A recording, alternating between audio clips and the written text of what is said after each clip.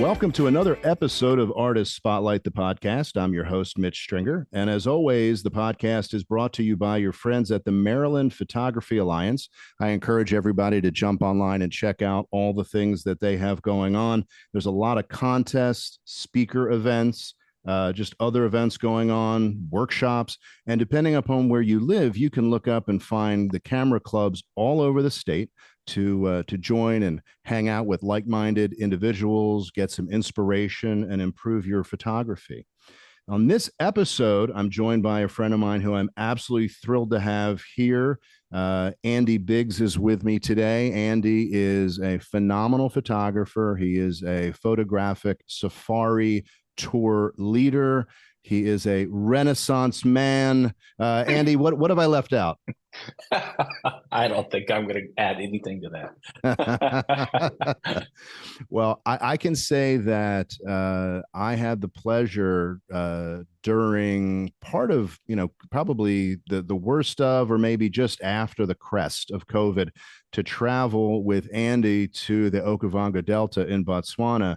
And part of the logistics involved having a nurse fly in on a helicopter to swab our noses, to then take those swabs to theoretically a lab, maybe, and then later on send the camp the all clear that we were negative. So how has it been leading photographic tours throughout Africa and all over now that the worst of COVID, it would seem, has passed? Honestly, I kind of miss the days of COVID in a way because fewer people were out in the bush.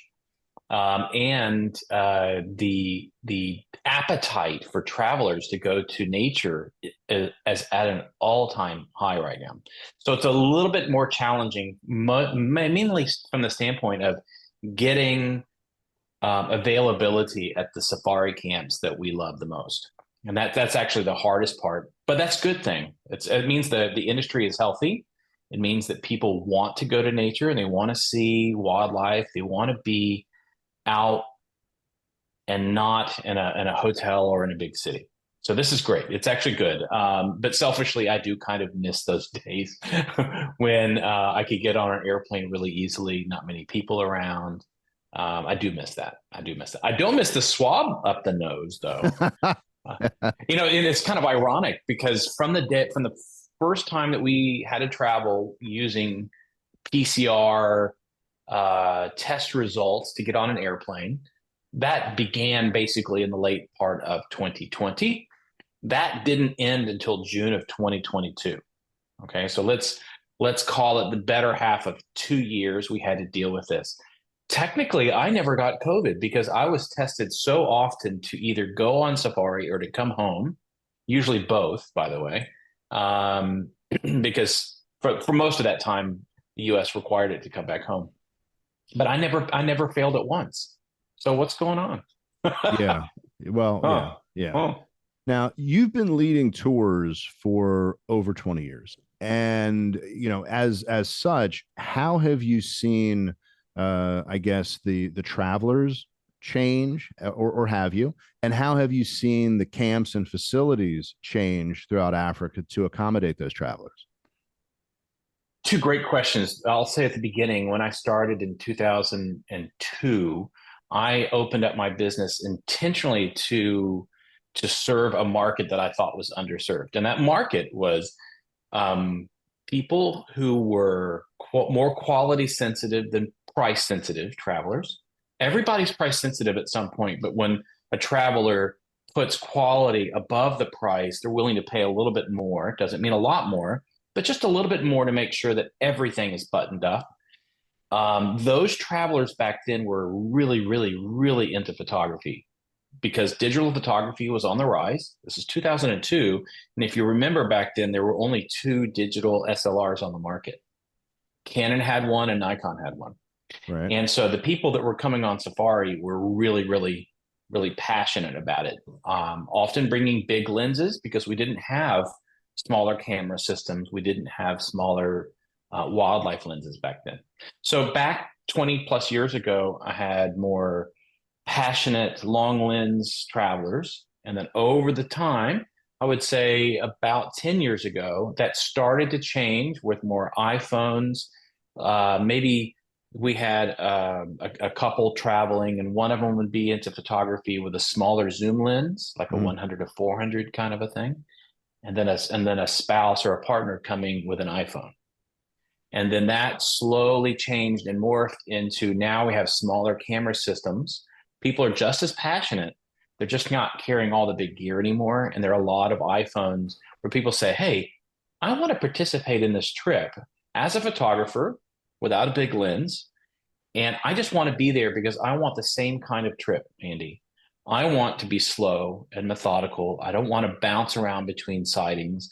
I want to take our time for things to develop. I don't want this Ferrari safari approach. So Mhm. that's definitely changed in 20 plus years. And the safari camps, I would say, have changed even more. The industry has moved towards more luxury, but what does luxury mean? And that's a difficult one. I would make the argument that in 2024, right now, luxury to me means remote wilderness, no one else around. Okay. But I think generally speaking, to the market, people think about luxury as, bigger rooms, air conditioning in some environments where you need it, or think you need it. Personal plunge pools, outdoor showers, so it's definitely moved towards that with a price hike that has gone along with it. Okay. So what I seek out for my guests isn't always luxury. Sometimes it is because that's what they're asking for. Because Andy, I want to go on a safari. This is a one and done. Intuitively, I know that that never happens because people go on safari and they say, I'm coming back. Oh Right. yeah. It never happens. No one ever does one and done.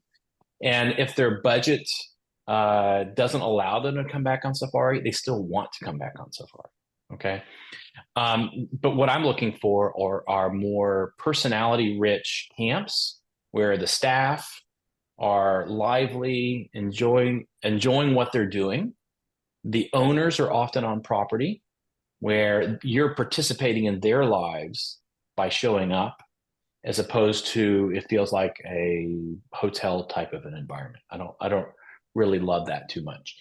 So it's definitely changed more and more and more camps. Some environments, I'm not going to name any place specifically, but just some environments have had more camps open, where it's made it where we have too many vehicles out in the bush at any given time. So I'm always seeking out those places that are more remote, more private. I put very, very few people in my vehicles when we are on safari. So you don't feel crowded. It's just you have this feeling. You know, I feel like my job is to guide and run safaris where the photographic moment and the experience is just as rich as the photographic opportunity and the photograph that you can take or do take, and it's all on the same par. Like you might have an image when you get back home, you process it, and you look at a print, and you think, "Wow, that's a great image," but the moment that went along with it, man, that was a magical day. The rain came in, the dramatic light came in, and blah blah blah. Whatever the situation, that people remember that moment, and they're proud of that image that they have. So Well, and that's that's a conversation that I have with a lot of my guests where we talk about, is it the final product, i.e. the image, or is it the act of making pictures? And that's wherever you are, whatever environment. If it's street yeah, photography, it's getting up early, it's walking the street, it's in Africa, it's getting up early, it's the fire's crackling as the sunrise hits, and maybe you have a mm-hmm. cup of coffee, and you haven't made a picture yet, but it's the process of getting to make the picture, and then it's wonderful. One of the questions I wanted to touch with on you is, I think now more maybe than ever before, there is an increased level of social awareness Mm-hmm. about where we go, especially those of us in the more developed world, where we go. And there's that term, we take pictures. Some people would say, oh well, we make pictures, and that may or may not be semantics. But when we go to places, and I'm using the countries in Africa here as the example, there are definitely guests and potential guests who say, I'm going to fly in there, I'm going to have some great pictures, I'm leaving. You have other guests who say, I really want to do that, but is there a benefit to the indigenous people, the indigenous tribes who, for many, many years did not have an awareness necessarily about the economic value of tourism? And that has helped sometimes from a conservation standpoint. But then people will say, but, are families being fed better because of tourism? Do they have a say, a stake, or is there an economic value? What have you seen in terms of the benefits to the indigenous tribes that are there as ecotourism has grown? Yeah, so there's a lot to unfold in there. The first one, I'll say that people see what they want to see, and they ask questions what they want to ask. I'm not as I love those conversations, and I like answering the questions from people like, hey, who benefits from this and how does it all work? I don't include it in my marketing material because I'm trying to communicate, like, get out here and then we're going to have the conversation when you're here. Sure. And I'm going to answer the next question in a different way. I'll just say that during the pandemic, I was watching some employers make decisions that I didn't think were very good. They weren't in the best interest of their employees. They weren't being good stewards of their employees, of perhaps the land. And those are the companies that I choose not to work with anymore. So it's my responsibility to place the money that I've been given, the opportunity to plan a safari for people. And by the way, probably 75% of my business is custom planning trips, and people go on safari as a planner. Okay. 25% are the photographic trips that I run and guide. So it's my responsibility to send my guests to camps that are owned by companies that are good stewards, right? I think every area and environment's different. When we start talking about local people or communities or tribes or whatever the different term we're going to use, most of the safari camps in the safari world, let's just call it 10 countries roughly in the safari world, most people are living fairly modern lives and, sending their kids to school, and they're living as we do. They're not like remote living, coming out of a small community with a meager accommodation standard. Okay. So I look at it as it's a very complex thing, but it's simple from my standpoint. Like, how do I participate, and how do I invest the money that my customers give me? Where do I put it? Mm-hmm.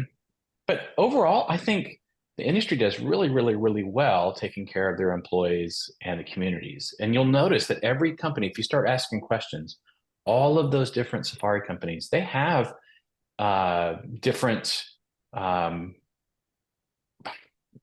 procedures in place to carve out some money from their bookings to place it and to do things for employees or communities, the area or whatever that everybody's got some sort of plan, and it's really, really good. The question are of the people or the companies that are not doing that. Why are they not doing that? Mm-hmm. And I think that question leads to an answer of probably they're not in a cash position to do it, which means maybe they're not running their business well to begin with.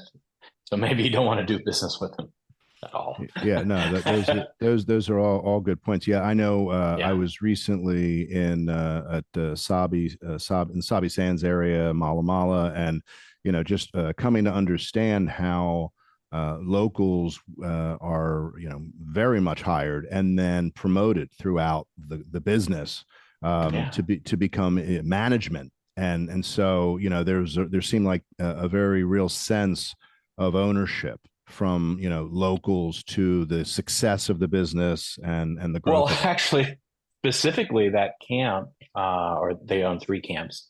They actually own all of the land, so They don't own the trade name Mala Mala or the business, but they own the land. They're Right. benefiting. They're Right. the yeah, They're the landlord. Yeah, the very much so. tribes are the landlord.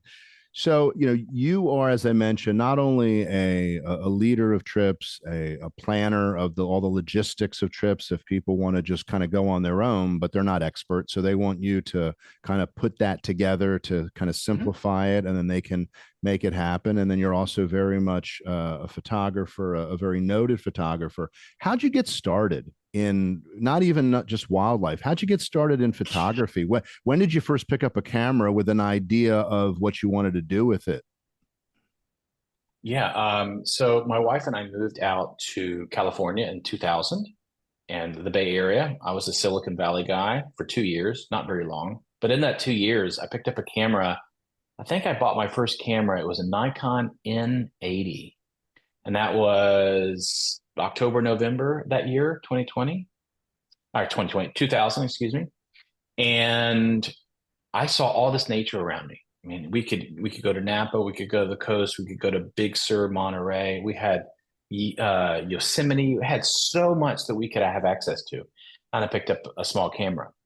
And within 2 years, I was out shooting every weekend, inspired by landscapes. I was following Galen Rowell, and I took one of his workshops. And by the end of the workshop, I was working for them because their workshop assistant left. But basically, that got me in, and then went on safari, and that was all it. I would that was June, July of 2002. So within a year and a half, I was on safari, and I was there for a month and a half in Kenya and Tanzania, and I'd written a business plan by the end of our trip, and I just wrote it all out. Like this is the kind of customer I want to attract. These are the kind of trips I want to run. Here are my competitors, what they're charging. Here's how I should run them. And here's the group size, and I just kind of mapped it all out on a piece of paper. And but at the very bottom of that kind of business plan, I said that whenever somebody wants to think about an African photographic safari, I'm the first person they want to think of. Like, that's what I want. How do I get there? And then I backfilled all of the requirements, did my community outreach by being active on online photographic forums at that time, and a little bit of smart, savvy um, digital marketing that cost me very little. Ultimately, that helped, and then I hired a PR firm to get me onto morning talk shows. Not to, like, let's talk about Andy. It's more like, hey, let Andy teach us some photography. So I would do some. I did local market morning talk shows. Worked my way up into bigger markets. Then I worked my way up to WGN, and then ultimately on the Today Show. And so I just kind of kept doing that. And that same year that I was on the Today Show, that's when I was the artist in residence for Banana Republic clothing stores. So they put my photographs in all of their stores, and it really raised the visibility of what I was doing. And ultimately, it wasn't about selling photographs or selling prints. It was about getting people to Africa. That was ultimately the goal. Is I wanted to share Africa with people. So the safari business has really, really matured in 20 years. A lot. It's very, very different. And we're going back to that original question. How have the safari camps changed? Wow. In 2004, I remember having like little tiny tents on the ground in the middle of the Serengeti, and we charged our camera equipment using 12-volt uh, inverters, or like 200-watt inverters in the vehicles, and it was like a feeding frenzy. Whenever we got Yeah. in the vehicle, who has the lowest battery percentage? Who needs to charge up? And then you're charging first. And we were blowing fuses, and it was it's changed. It's changed a lot. It's changed a lot. Now, and in some ways, I really miss those days, though. I really miss them. Oh, they were very simplified, and for those who it matters, the thread count of your sheets was not super important. It was really about the images. Although I will have to say that from the first time I ever went on an African safari, I have never not maybe with one exception, but been impressed by the meals. I mean, the Yeah. food is unreal. I've tried so many dishes that I never thought I would, and I don't mean like eating weird stuff. I mean fish, chicken, pork, vegetarian things. So just normal sort of Yeah. ingredients, but the spices, the combinations, the forms of cooking, just incredible. And sometimes with very basic, cookware, and sometimes just an open fire. And what the chefs in Africa produce pretty consistently is I'm impressive. curious, where's that one exception? No, no, no. I'll share that with you later. But yeah, Yeah. it wasn't horrible, but it wasn't great. So I'm gonna We have two unwritten rules in the safari business. One of them is no one shall be hungry. Okay. So you're overfed. You choose how much food you want to eat. There's right. plenty around. You'll have breakfast, you'll have lunch. You have an opportunity at tea time before we go out in the afternoon, and you have dinner. That's four times to eat, if not five, because sometimes you have a little biting as you wake up before you head out. Right. You'll have a bush breakfast. So you might have five opportunities to eat throughout the day. And the second opportunity or second unwritten rule is if someone wants a beer or a glass of wine, they're going to have it. Give Yes. it to them. Yeah. Yeah. So you're happy all the time. So that I was going to bring this up later, but this is really a good segue. So, um, misconceptions that travelers have about going to this faraway, dark, scary place where gosh. the tsetse flies rule, and if water from there touches your lips, your tongue will evaporate. What are some of the craziest, and then not even crazy, but the most consistent misconceptions that you get that you just have to educate people about? I don't have anything crazy, Okay. thankfully. But the most common one is that they can never touch the local water, like you said, like never. I mean, like, oh, can I brush my teeth with it? I'm like, well, you're not drinking water, and these are coming from underground aquifers. I mean, you know, like, come Right. on. But that's the most consistent has to do with the water. And the second most consistent has to do with, are the mosquitoes going to pick me up and fly me away? They're going to take me away. And it's rare they No. do. It's very rare that happens. Yeah, it only happens once a year. Right. Right. No, but seriously, I live in Houston, Texas, where I see a lot more mosquitoes here than I do ever on safari. Yeah, So, yeah, and and they're really bigger. throughout Africa, where tsetse flies were a very legitimate issue. Hmm? Though there have been for years upon years and years of remediation efforts that have substantially lowered the alarm in a lot of those areas. We actually have to we need to thank tsetse flies because they're the original conservationists. So they have prevented wild or livestock from going into certain areas because the local people wouldn't want to take themselves as well as their livestock into areas that are just full of. So certain parks like Tarangire National Park in Tanzania, that was basically conserved just because nobody wanted to be there. Yeah. So we have to thank them. And now let's get rid of them. Right, right. Thank you very much, and goodbye. Yeah, yeah. Bye. Yeah. Nobody So likes them. you talked about Banana Republic and how you were featured there, how your work was featured there. I'm going to share a name with listeners that actually you and I talked about when we were in Botswana, and it's a bit of a rabbit hole that I went down, but it's the photography of Peter Beard, and Oh yeah, yeah. It's a and great rabbit hole, by the way. yeah, Yeah. yeah. I mean, the rabbit hole, believe me, since we talked about it, the rabbit hole has become like an Elon Musk size underground tunnel. I mean, I've gone very deep down the Peter Yeah. Beard rabbit hole.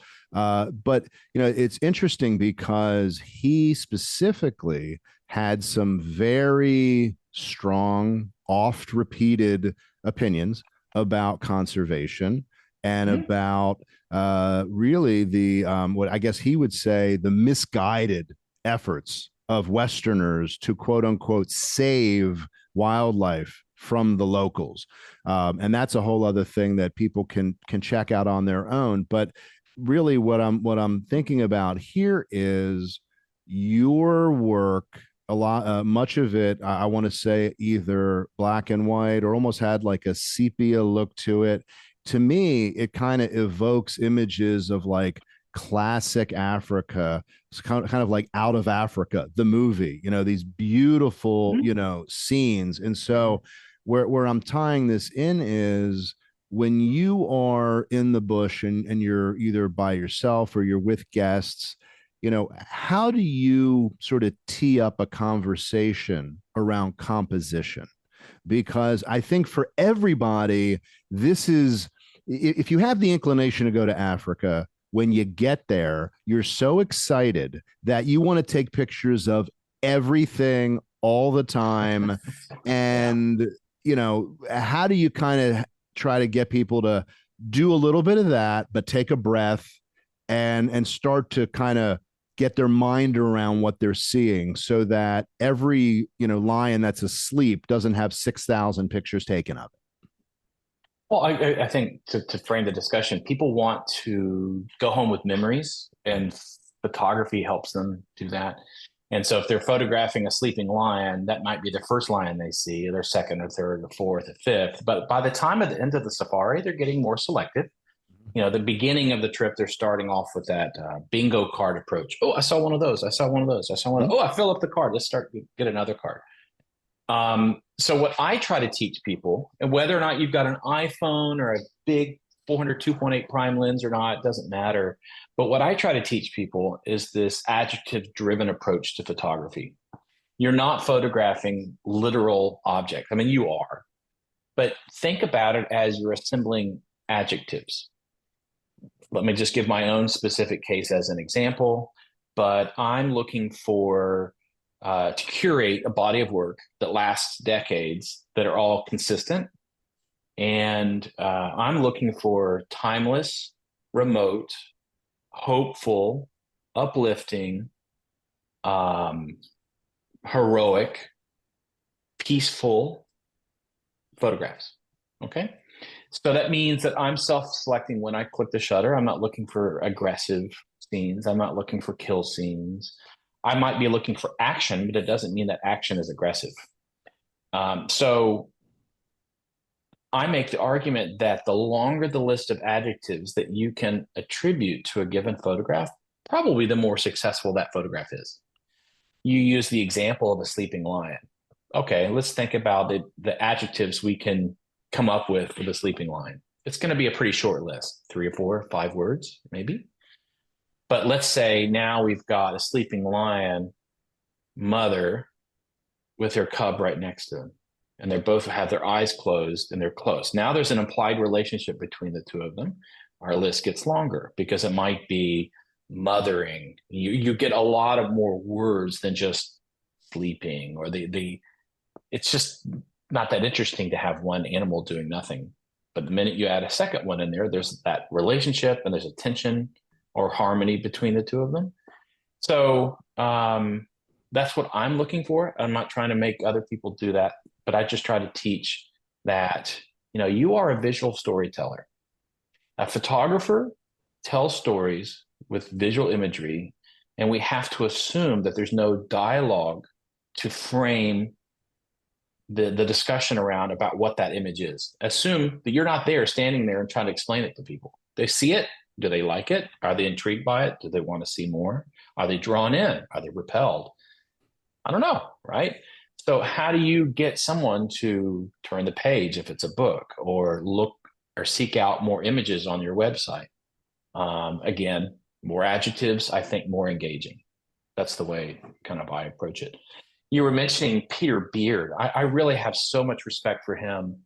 Maybe not his lifestyle, but just his dedication to being a creative person and being an image maker, but also a conservationist.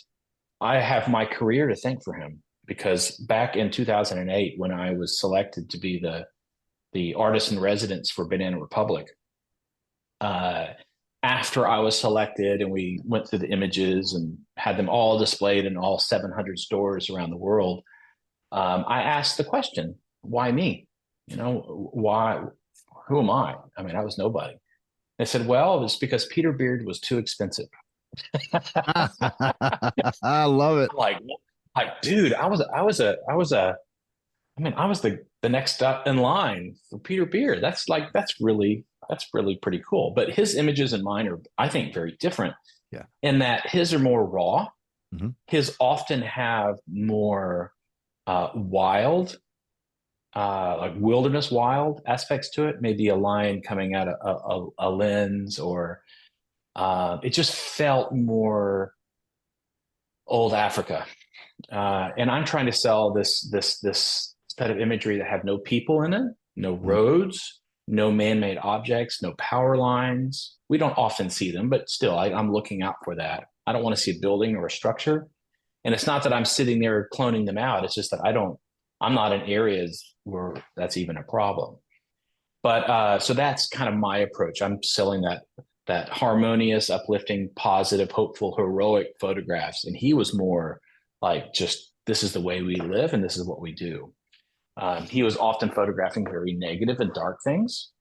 Let's say like End of the Game, his famous book. He did aerial photographs of dead elephants. Yep. Right. That's tough. It's tough to see. It's tough to see. I'm not saying I don't have those images.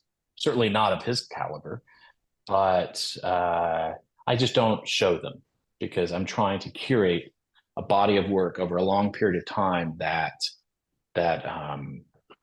shows this positive, uplifting, remote, timeless, hopeful, list of adjectives that I'm after. Well, and I also think that, one of the things that I've heard many times, and I subscribe to it, is, you really want to give animals an appropriate distance because we're in their home. And so, when our behavior or our desire to make a picture starts to change their behavior, whether we're actually making that animal unsafe or feel unsafe, I feel like, we've kind of gone a bit too far.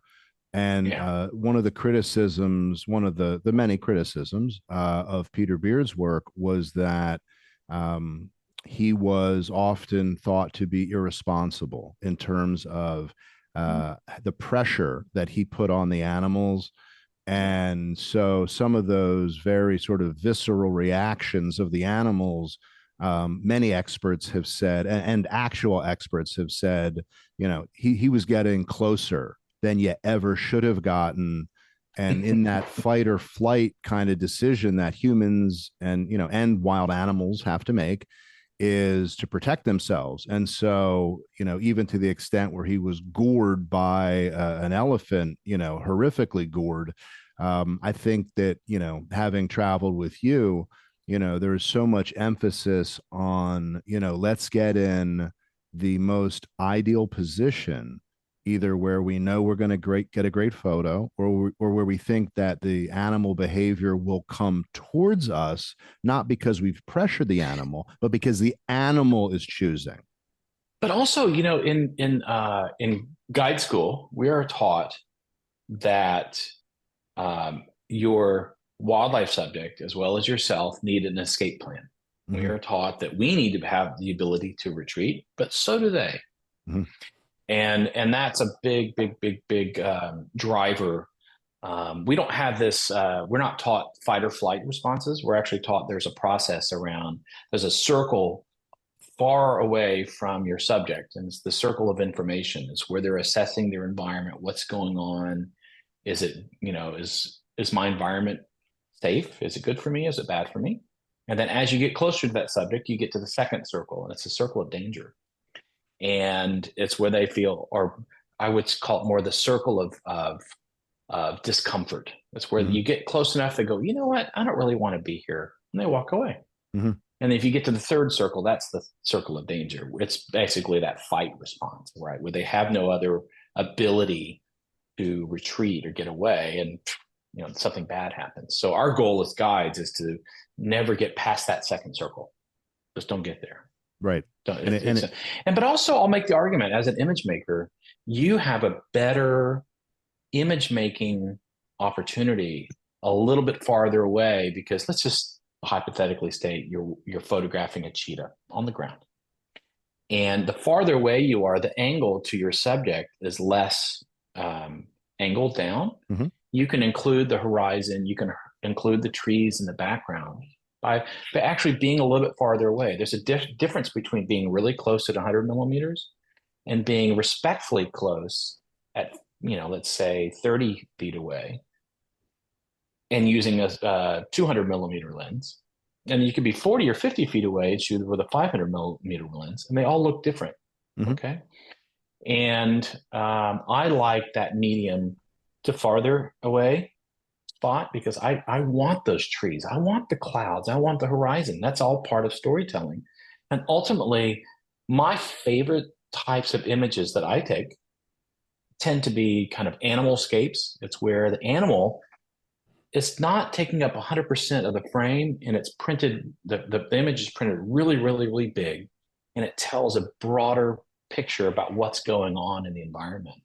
And that can be done typically a little bit farther away. There is a point where something is too far away and there's heat coming off the ground and that impacts the optical path and your image is soft because of the heat coming off the ground. But that's, maybe you shouldn't be shooting at that time of the day anyway. Sure, sure. Yeah. Yeah.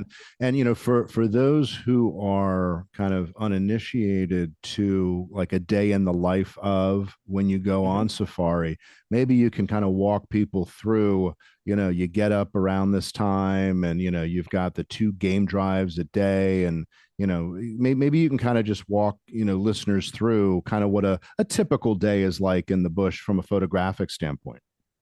Yeah, I'm going to use a little bit flowery language if you don't mind. I love flowery Um, language. yeah, exactly. Yeah. So let's just say it's East Africa. We're on the equator or near it, so equal time during the night versus equal time during the day, sunlight. We'll wake up at 5 something, 5:30. Typically, there's a wake up call or a wake up hello outside of your tent with a pot of French press or plunger coffee, as we call it in Africa. And that starts off your morning. And you're starting you at that time, it's probably an hour before sunrise. You're listening to lions roaring in the distance. As the sun, the glow starts to rise, to glow up the horizon, we're starting to hear the birds.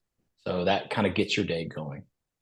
And then you'll meet up in the common area and you'll get into the game drive vehicles maybe 15, 20 minutes before sunrise. But it's light outside, but it's not overly bright. We'll take off and we're gonna follow up on things that we heard or that we think that we have a general plan to go that direction because the lion pride was there last night, or maybe we heard the lions roaring early in the morning. Most of our game drives are driven around a plan, and that plan typically involves big cats because that's the one thing we're after. But we find everything else along the way, everything else. Okay, and so we're out in the morning until and shooting until at some point someone says, "Hey, love some more coffee," or love some breakfast. Some of the camps we go to will send us off into the game drive vehicle with little coffee mugs, like insulated travel mugs, which is great. We'll have a bush breakfast underneath the tree someplace, just overlooking the plains. And it's just a time to get out of the vehicle, relax, stretch your legs, and enjoy just the amazing place that we're in. And at some point, we'll go back to camp late in the morning, maybe 12 or 1 o'clock. Lunch is at 1, typically. And then we have a little bit of time off after lunch. Usually at lunch, we're talking about photography. We're talking about safari type topics. We're not bringing in politics or religion or things back home. We're trying not to do any of that. And then we'll meet back up at 3:30 or 4 o'clock, have a little bite to eat again, more food. and that's tea time. You can have some coffee again, or some more tea, or something to drink, or a beer, a glass of wine. We'll head back out in the afternoon as the sun's fading, and we're going to follow up on some of the things we saw in the morning, or maybe we just have a plan to go up to this one specific spot to have a grand vista overlook and maybe a landscape opportunity. And then, depending on the group, how thirsty they are, we may stop for a glass of wine or a gin and tonic on the way back to camp. Come back to camp, have a little discussion and another drink around the bush television, otherwise known as the campfire, and have dinner, and then go back to our rooms, take a shower, get ready for the next day. So days are filled with opportunities to take photographs, but they're also filled with opportunities to enjoy the process, right? To really, really savor it in. Like when you and I were in Botswana together, did that feel fast paced to you?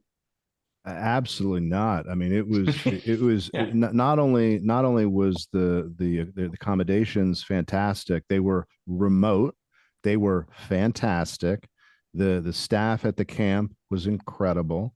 You and I, importantly, discovered a rum that neither of you were familiar with, which I've since Yeah. bought and rebought.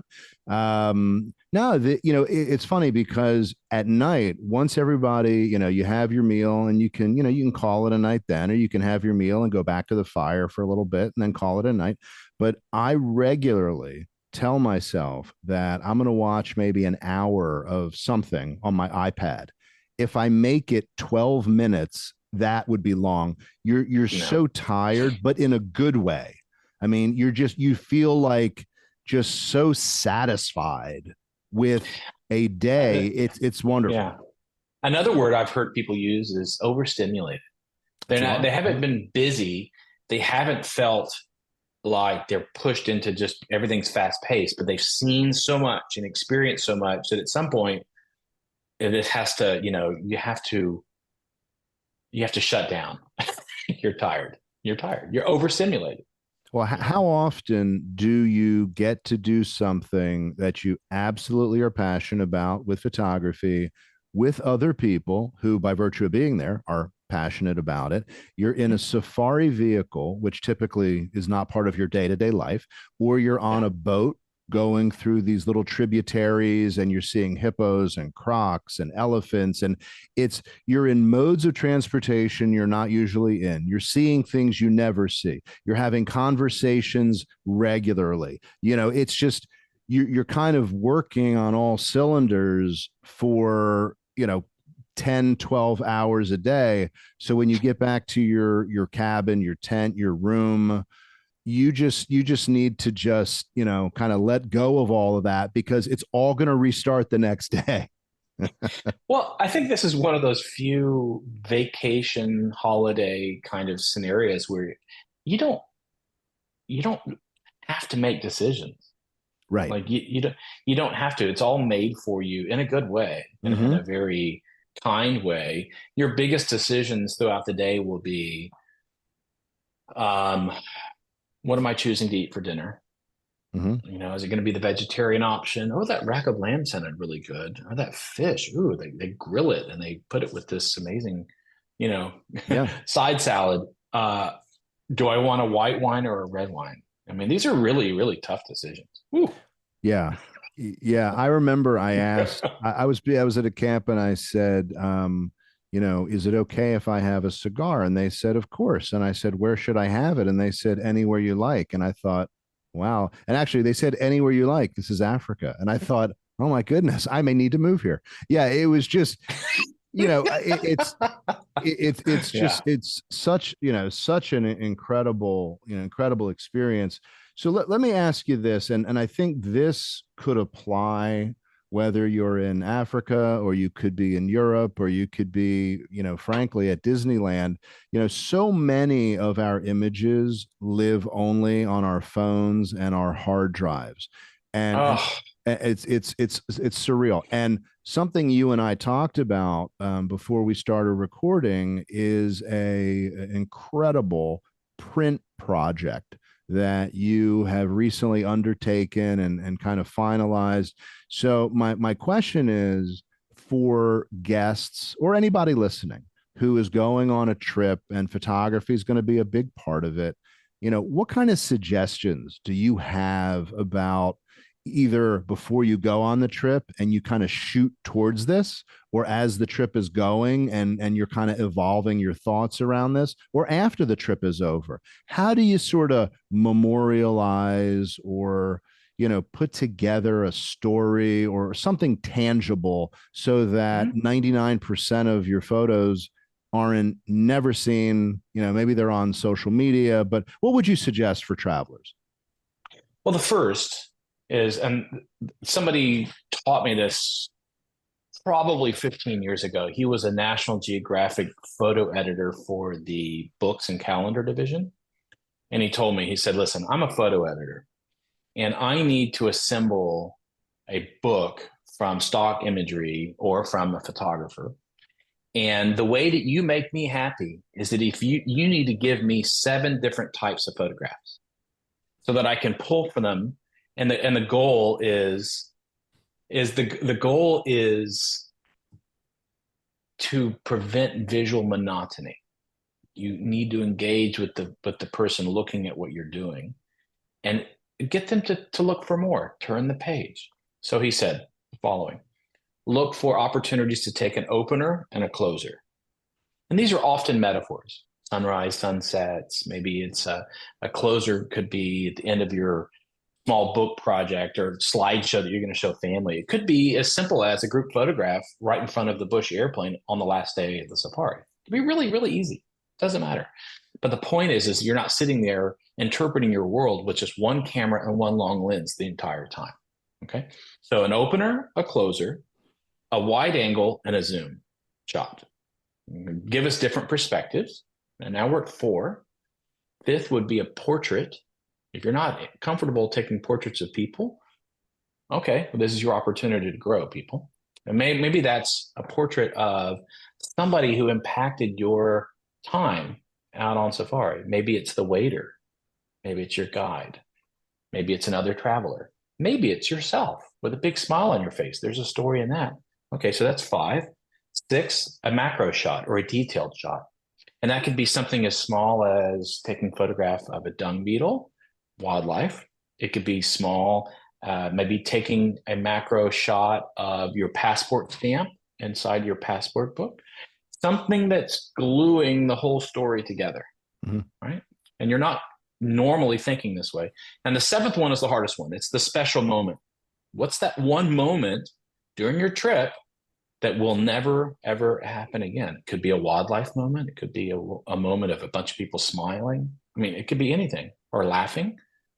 And then now you've got the 7 categories. You're kind of going deep on each of them. You're doing a lot. You're trying to grab images that are all dissimilar from each other. And then you're going to love this: shoot them all in vertical and horizontal. So now you have 14. Okay. So I tell people this story often, like, just grab a bunch of images, have an idea of what you're trying to say, but don't be so narrow. Just grab a lot of things, and it might come to you when you get back home about what you want to do with the images. You'll have a lot of wildlife images, but if you follow this kind of 7 different types of photographs, you're going to end up with a lot of others as well. And I think that gives you enough to pull from whatever you want to do. Is it going to be a blurb book? Is it going to be a slideshow for family or friends? Is it going to be a one photograph that sits above your mantle in your living room? Maybe all of the above. No, that's great advice. I like, it's the idea of giving yourself an assignment, I think, is great, because as we talked about a few minutes ago, you're on sensory overload here. And so to kind of rein that in and have some key things that you really want to focus on, and almost like a checklist in your head of types of images. And I just think it's kind of like a project. It gives you some sense of focus. And I think it's also a skill, like I mentioned at the top, whether you're in Africa, you're in Alaska, you're in Europe doing street photography, whatever it is, you have kind of a loose game plan that is fun. And how you gear that towards a book or maybe a series of images for your office, your home, a gift. No, I think that's great. Well, One of the I'm gonna add to this in yeah 30 seconds.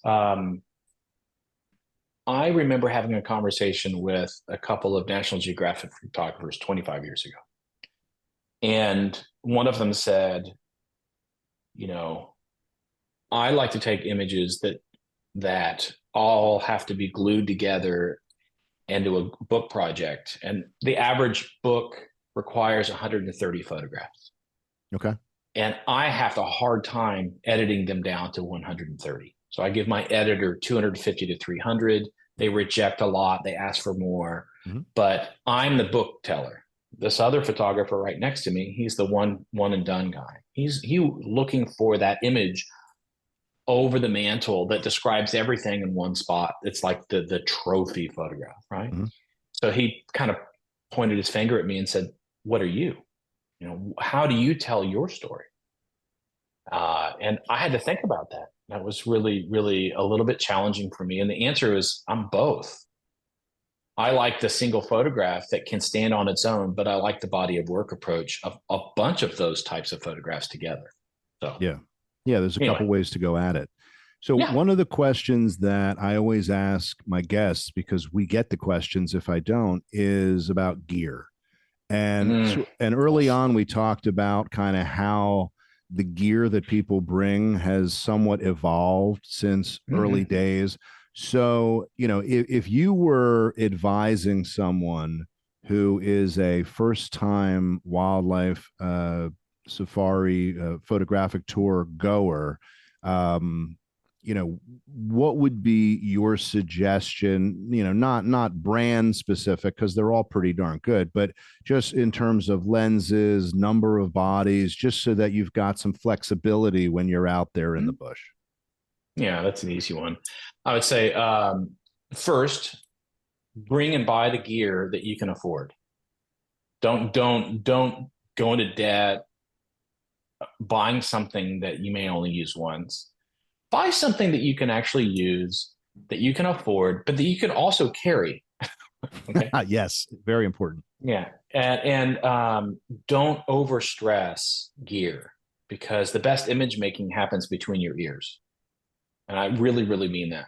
And I don't want to be a like you sound all artsy fartsy and put on a black turtleneck, kind of a thing. But if you think about image making, you're just raising a camera to capture something that is in your mind already, right? You don't want the gear to hinder the process. So you still need something that gets you into the game, that does something you want it to do, but ultimately you don't have to get as much gear as you think.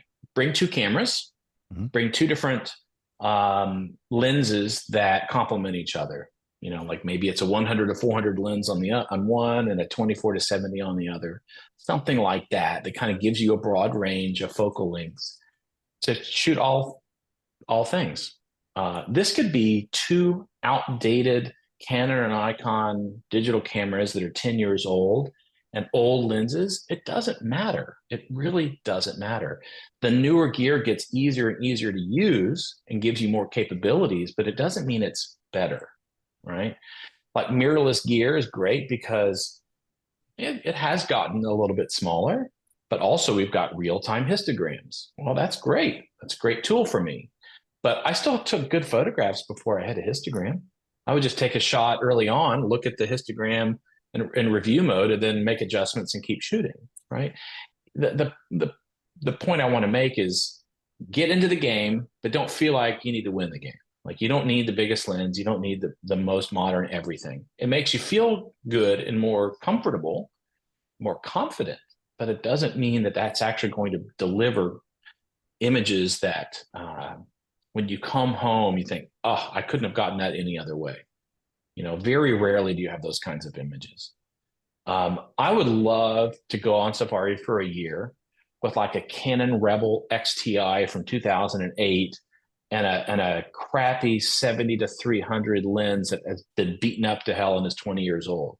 And just challenge myself. Can I come home with compelling photographs from really crappy gear? The reason why I haven't done this is because that I think that internal fun game that I have would also be interpreted as, like, God, man, that Andy guy, he's got an ego. He's trying to prove that. That's not the point. I'm just trying to think of, like, how do I push myself to take images?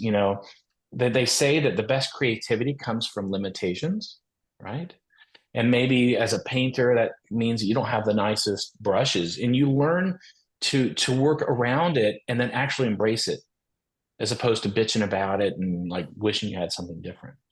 For example, low end gear, not a lot of focal length, means you're going to shoot a certain style of images that maybe you miss a lot of opportunities, but maybe you also come home with compelling images you didn't think otherwise that you would have. Just a thought. Like, one time, this is going to sound funny. One time I went on safari with 2 cameras and 2 tilt shift manual focus lenses from Canon. I had a 90 and a 45 millimeter tilt shift manual focus. Those are random selections. Yeah. What I wanted was, I wanted that kind of toy, like, like the toy camera look. Perspective, where my foreground and background were extremely out of focus. And in that 3-week safari, I probably came home with 5 images. I'm like, oh, wow, that's not so bad, right? Sure. And the 45, the whole idea wasn't to shoot just 45. It would be 45 shot vertically, but 3 different images side by side. So it was actually a high megapixel situation of a landscape. So you stitched them? Yeah. Yeah. Well, it was more like, it was stitching, but I would use a shift left, center, right. Okay. And I captured 3 images and put them together. Because at that time, I think my camera was an 8 megapixel camera or a 6 megapixel camera. So I was doing anything I could to get more. Well, one thing I would add to that is, whatever you bring, don't make your trip the first time you've used it extensively.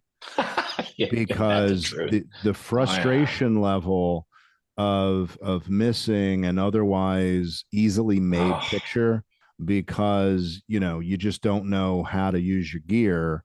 I have been, I've had my shoulder pulled on by fellow travelers when they think their camera's locked up, and when I see that, I will quickly navigate to the top of their camera, put it on the green rectangle, and say, start shooting. I'll work with you later. Because that's where the auto function on an entry-level camera, you're going to get a picture. And, in the middle of that moment when, the hyena are chasing the warthogs or whatever it is, that's not the time to have an intro to photography class. So you got to know your gear. And this is a good discussion, because what I'll tell people is, like, so we've got the exposure triangle. And I know that your listeners are probably appreciating a little bit of a technical discussion here. Sure. The exposure triangle, if you think about those 3 different variables that we have, which ones are creative? Which ones can be used creatively? I would say ISO, never. Never. Right. Rarely. Rarely do you want, like, you know what? I want the smallest dynamic range and the most noise. Nobody ever. Right. I want a snowstorm. Right. Yeah. So, okay, aperture and shutter speed, but it's probably more often than not aperture. Choosing to showcase a specific area of a scene, or stopping down for more depth of field because you need it. And then shutter speed, slowing it or dragging the shutter, has its moments. It does. But I would say most of the time it's going to be aperture, then shutter speed. But which one of the 3 is considered to be risky? Well, I would say shutter speed. Right. Ding, ding, ding, ding. So when someone says, I don't know anything about photography, Andy, and I put them on that little green square, guess what? Shutter speed's a risk, because the computer that's inside the camera is often choosing shutter speeds that are too slow. True. Because it assumes that you're not moving and your subject's not moving. And it's going to go, 1/250th of a second. Guess what? That may not be appropriate. So what I do is I say, listen, day 1, your risk is all sitting inside shutter speed. We're going to set it up for shutter speed priority mode. And I'm going to put you on per day. I'm going to give you three choices. You're going to be at 1/400th, 1/800th, or 1/1600th. And you're going to move out throughout the day. I want to get you used to using those variables and understanding why you use them. Mm-hmm. After a couple of days, then we introduce something else, another variable. But, this having blurry photographs is, that sucks, right? Yeah. It's give me a photograph with a bunch of noise and the image is sharp versus a blurry photograph and there's no noise. Yeah. So now we've got our minds around the gear. Let's talk about trip prep. So a lot of these trips are anywhere from 10 days to 14 days.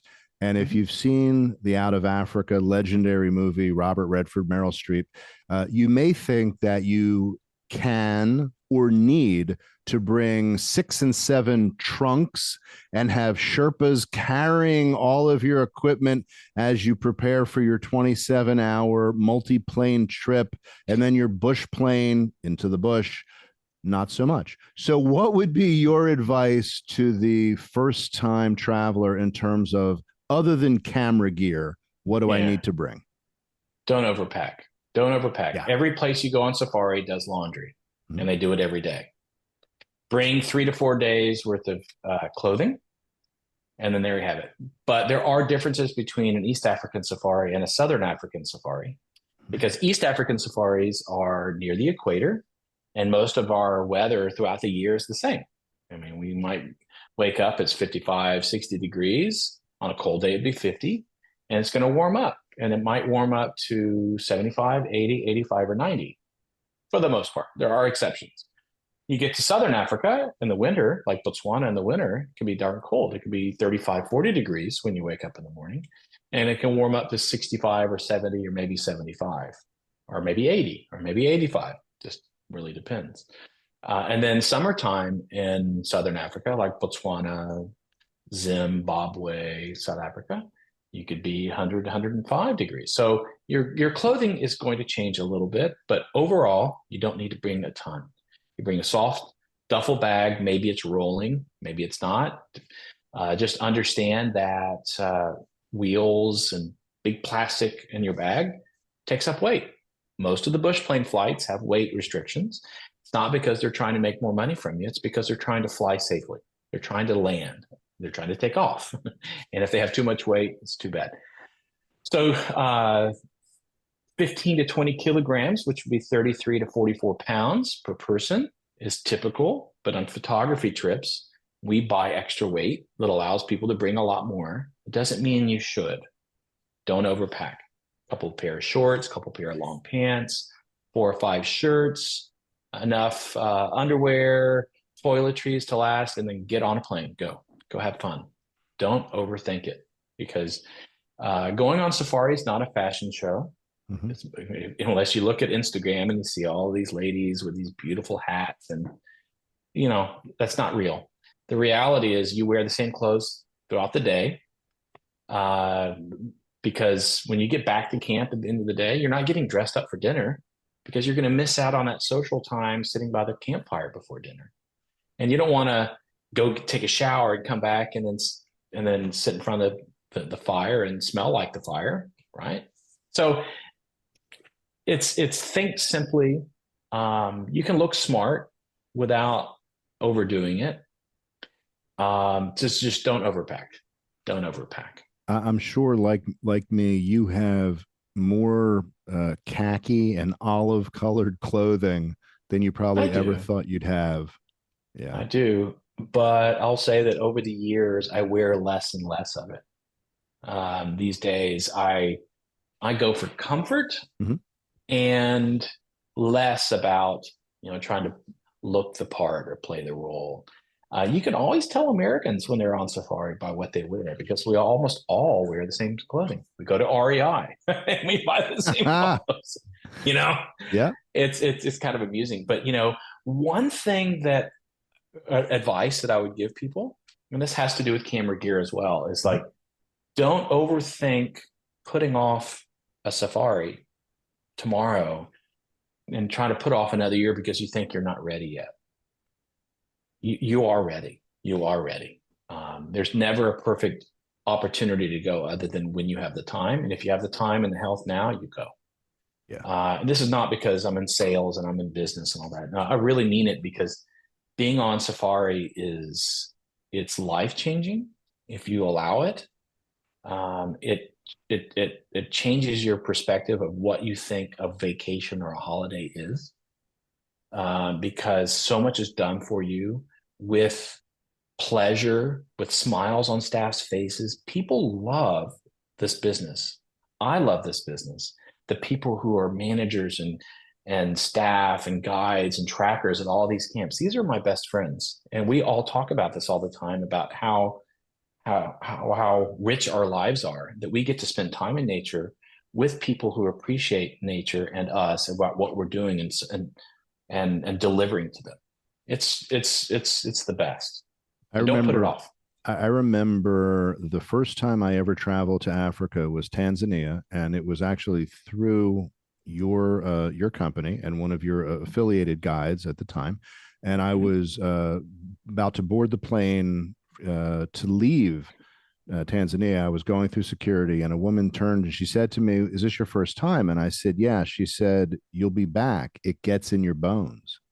Yeah. And she could not have been more right, because I had been thinking that not will I come back, it's how soon can I come back. And when she Yeah. said that to me as a fellow traveler that I didn't know at all, I thought, okay, so clearly I'm not the only one who has that perspective, No. for after the first time.